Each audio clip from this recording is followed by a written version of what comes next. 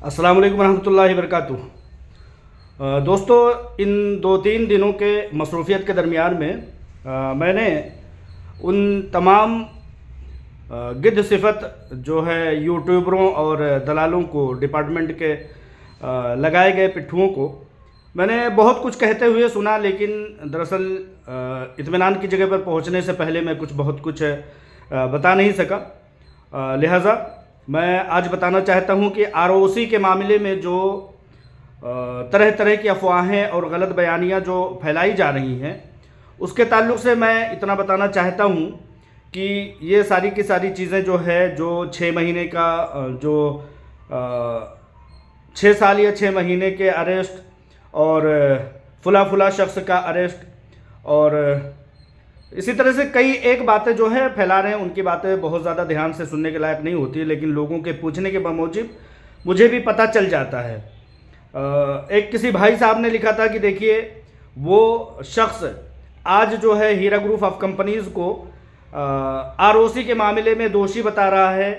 मुलजिम को मुजरिम बता रहा है। इन लोगों की इतनी तक औकात नहीं है कि मुलजिम क्या होता है, मुजरिम क्या होता है, इन चीज़ों का फ़र्क लगाया जाए और इल्ज़ाम पर आयद किया गया जुर्माना, और जुर्माने के पीछे अगर जुर्माना नहीं दिया गया तो उसके पीछे होने वाली सज़ा का इनको तफरीक पता नहीं है। वो चीज़ें मैं आप लोगों को फ़र्क के तौर पर बता देना चाहता हूँ। किसी भाई ने कमेंट किया था कि देखिए, आज हीरा ग्रुप ऑफ कंपनीज़ को वो लोग गैर कानूनी और गैर रजिस्टर्ड और तरह तरह की बातें बता रहे हैं जो कि ड्रग्स के स्मगलर रह चुके हैं। तो मुझे बड़ा ताज्जुब हुआ, मैंने उसको कॉपी करके उस ड्रग्सिए के कमेंट बॉक्स में डाल दिया था, तो लोगों ने समझा कि मेरा है। लेकिन बड़े पैमाने पर उस भाई साहब ने यह भी बताया कि यही शख्स था जो कि दुबई सफ़र करके हीरा ग्रुप ऑफ कंपनीज़ के गोदामों को और तमाम तरह के दफातर को और हर एक चीज़ को दिखा रहा था। और आज चूँकि आलमा डॉक्टर नौहरा शेख साहिबा ने उस ड्रग्सिए को मुंह नहीं लगाया, तो इस हिसाब से वो हीरा ग्रुप ऑफ कंपनीज़ का मुखालिफ बना हुआ है। मैं इतना बताना चाहता हूं कि जब किसी भी वीडियो पर, दुश्मनों की किसी भी वीडियो पर लोग घबरा जाते हैं तो पे दर पे उनकी वीडियोस हमें टैग करने लगते हैं। लेकिन उसकी सबसे बड़ी मिसाल मुझे ये समझ में आई कि लोगों ने ये चीज़ समझ लिया कि ये चीज़ सिवाय अफवाह के, सिवाय हफवाद गोई के कुछ नहीं है, इसीलिए मुझे किसी ने उसको भेजा नहीं, बस यूं ही ग्रुपों में मैंने देखा। तो ऐसे लोगों को कहीं ना कहीं लोगों ने समझ लिया, ये समझ लिया कि हीरा ग्रुप ऑफ कंपनीज़ का आरओसी में मैटर है। तुम लोगों को खुशी होती है कि 6 साल या 6 महीने की कैद हो जाती है, लेकिन जुर्माना जो होता है वो 1 लाख रुपए का। तो कुछ समझ में आने वाली बात नहीं है। समझ में आने वाली बात यह है कि 1 लाख रुपए के दरमियान पर डे के हिसाब से कुछ जुर्माने लगाए गए। अगर ये चीज़ फुलफ़िल नहीं किया जाता है तो उसके बिहाफ पर 6 महीने या समथिंग जो है वो कानून का प्रावधान होता है, उससे बहुत ज़्यादा परेशान होने की ज़रूरत नहीं है। लिहाजा आज वो कंपनी जो कि 100 करोड़ रुपए हीरा ग्रुप ऑफ कंपनीज़ जो है हुकूमतों को, सरकारों को और भारत को इनकम टैक्स देती थी, आज वो आरओसी का ये लोग मुजरिम बता रहे हैं। वो कंपनी जिसके खिलाफ कि इनका गिद्ध सिफत मेंबर पार्लियामेंट शिकस्त फाश से 2 चार होता है, आज वो उसी का केस, उसी का FIR जो है उसके गली की हड्डी बना हुआ है। आज वो हार जाता है अपने ही FIR में हीरा ग्रुप ऑफ कंपनीज़ के खिलाफ,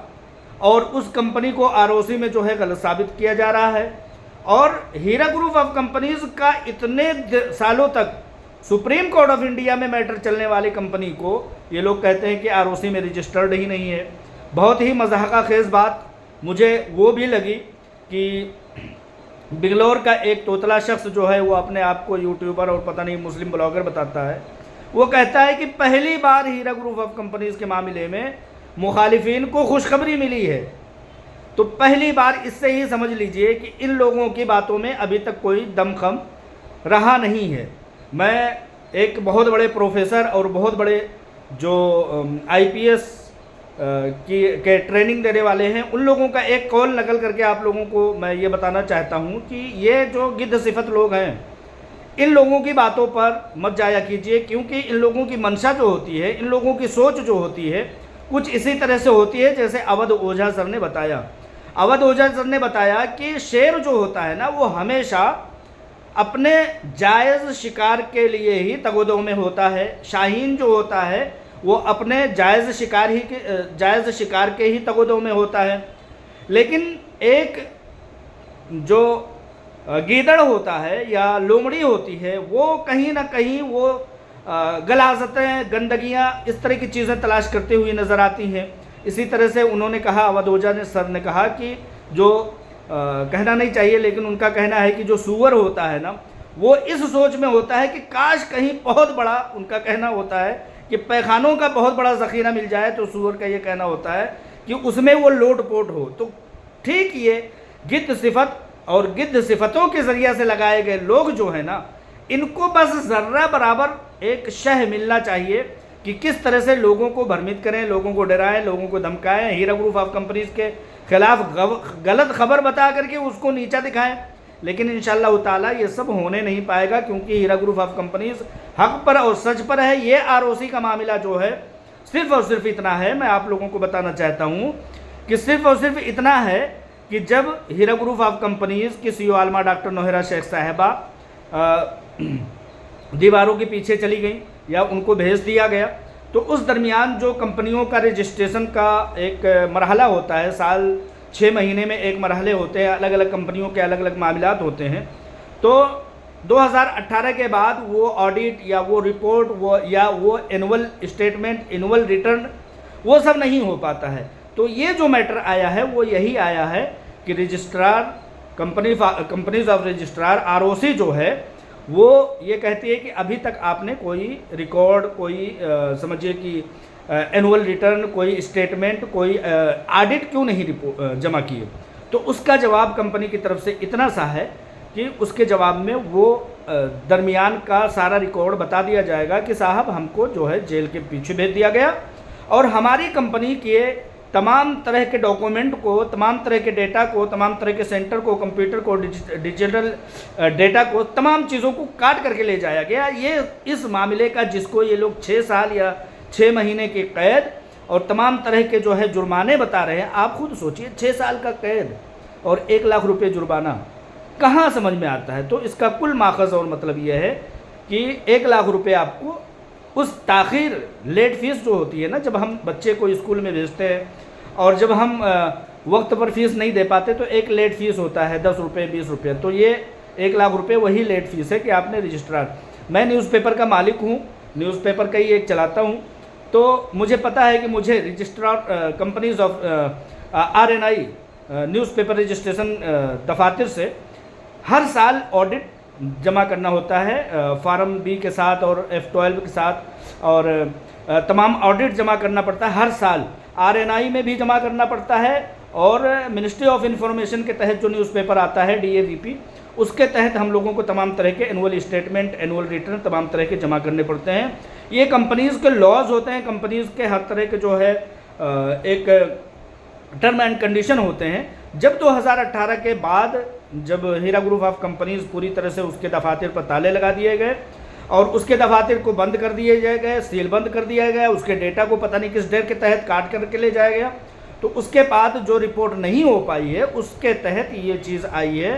कि इसमें इतना रुपये, 1 लाख रुपये जुर्माना, वरना ये इस तरह के क्लॉज होते हैं, इस तरह के कानून होते हैं। उसी चीज़ को ये गिद्ध सिफत जो है यूट्यूबर आकर के बहुत सारी चीज़ें बता रहे हैं कि खुशखबरी मिल गई। उसी तरह से जैसे कि अवध ओझा कहते हैं कि जिस तरह का जो शख्स होता है, जिस तरह की जो सोच होती है, इनकी सोच यही होती है कि हीरा ग्रुप ऑफ कंपनीज पसपा हो, लोगों के पैसे डूबें, कंपनी मुअल्लक हो, कंपनी लोगों को पैसे दे ना पाए, हीरा ग्रुप ऑफ कंपनीज की जो नेकनामियाँ हैं वो बदनामियों में बदल जाए, आलमा डॉक्टर नौहरा शेख साहिबा की जो मुहिम्मात हैं वो पीछे हट जाए। इन लोगों की यही मकसद है, इसके अलावा कुछ नहीं है। इसीलिए मैंने कहा कि इन लोगों की सोच को गिद्ध, शाहीन, शेर, गीदड़ और वो जो अवध ओझा जी ने कहा जिसका नाम लेना हम लोगों के लिए थोड़ी देर के लिए मनाही है, उस तरह की किस तरह से उनको उनके मकसद का भंडार मिल जाए कि वो पूरी तरह से उसमें लोट पोट होते रहें, लाइव देते रहें और क्या कहते हैं कि चेक कीजिए मेरा सिग्नल आ रहा है कि नहीं आ रहा है, तमाम तरह की वाहियात गोइयाँ करते रहें। इस चीज़ की हकीकत सिर्फ इतना ही है,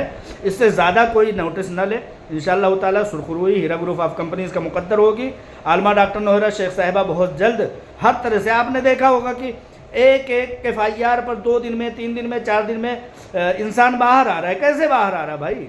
आज तक जो गए अंदर वो बाहर नहीं आ सके। लेकिन हीरा ग्रुप ऑफ कंपनीज़ के लिए क्या कोई अलग से कानून है कि वो जाती हैं, उनके